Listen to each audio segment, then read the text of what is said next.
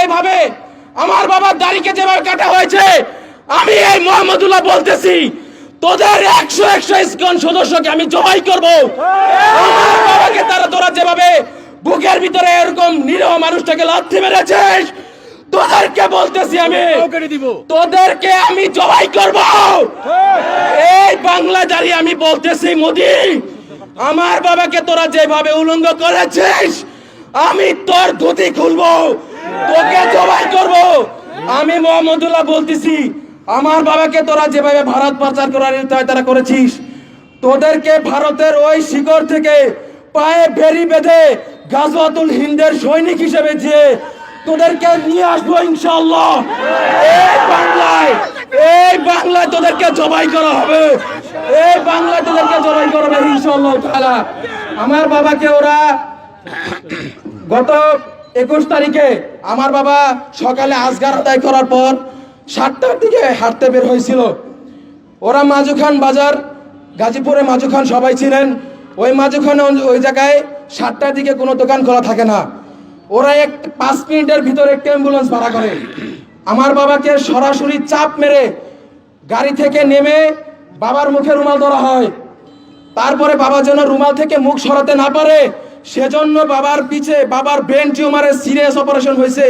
Doctor বলছে এখানে যেন আঙ্গুলের ইশারাও না লাগে। ওরা ওইখানে এরকম ভাবে জোরে জোরে 3টা থাবর মারছে আমার বাবাকে। আমার বাবাকে থাবর মারার পর আমার বাবা আর সইতে পারে নাই। উনি 9টা-17টা রোগে অসুস্থ মানুষ, ওনার বয়স 60 বছর। আপনারা বুঝতে পারতেছেন কিরকম মানুষ উনি। ওরা আমার বাবাকে বস্তার মতো করে গাড়িতে উঠাইছে। তারপরে ওরা আমার বাবা যেহেতু অচেতনের রুমাল চাপা দেওয়া হয়েছে, আমার বাবাকে ওরা লাত্তি ঘুষি উষ্ঠা ঝাঁস আসছে সব দেওয়া শুরু করছে ওই অ্যাম্বুলেন্সের ভিতরে। আমার বাবা কিছুক্ষণের ভিতরে অচেতন হয়ে গেছে, আর ওনার সেন্স নেই। গত 1.5 ঘন্টা পর যখন আমার বাবার সেন্স আসে তখন আমার বাবা দেখেন ওনার চোখে কালো পট্টি বাঁধা, উনি এক চোখ শুধু এভাবে সরাইছিলেন। সরানোর দায়ে ওরা আবার আমার বাবাকে অ্যাটাক করছে। ওরা আমার বাবার পেটে মোট 27টা লাথি মারছে, এমন লাথি মারছে যেগুলো মানুষ সহ্য করতে পারে না। আমার বাবার ব্রেন টিউমার অপারেশন হয়েছে, ওইখানে ওরা 25টার মতো থাবর মারছে। আমার বাবাকে যেন ওরা নির্যাতন করতে পারে এরকম মনোভাব সৃষ্টি করার জন্য মদ গাঁজা জুয়া যা করা লাগে ওরা তা খেয়েছে। ওরা আমার বাবাকে এরকম করে মদের বোতল দিয়ে আমার বাবাকে পিটাইছে। তারপরে আমরা যখন এই মুফতি আতাউর রহমান বিক্রমপুরী হুজুরের সম্মান শরণাপন্ন হই, আমরা যখন লাইভে যাই, বাংলাদেশ যখন উত্তাল হয়ে যায়, ওদের টনক নড়ে যায়। ওরা আমার বাবাকে তেতুলিয়া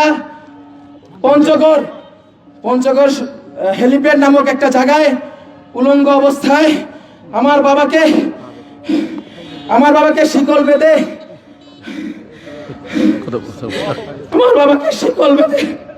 একজন মুসলিম আলেম আমার বাবাকে শিকল বেঁধে ওরা বলাৎকার করে। আপনাদের কাছে জানতে চাই, আপনারা দাওয়াতি জনতাকে এটা সহ্য করতে পারেন না? আমার বাবাকে যেন আমার বাবা এরকম ভাবে মজলুম হয়েছে এটা তারা আপনারা শিক্ষা নেন। এরকম ভাবে অন্য কোন ওলামায়ে কেরাম আমার বাবা যেন এরকম না হয়। আমি ওনার ছোট ছেলে হিসেবে বলতে চাই, এই সরকারের কাছে এই দাবি নিয়ে করতেছি, অবিলম্বে বিলম্বে ইসকনকে এই বাংলাদেশ থেকে হটা।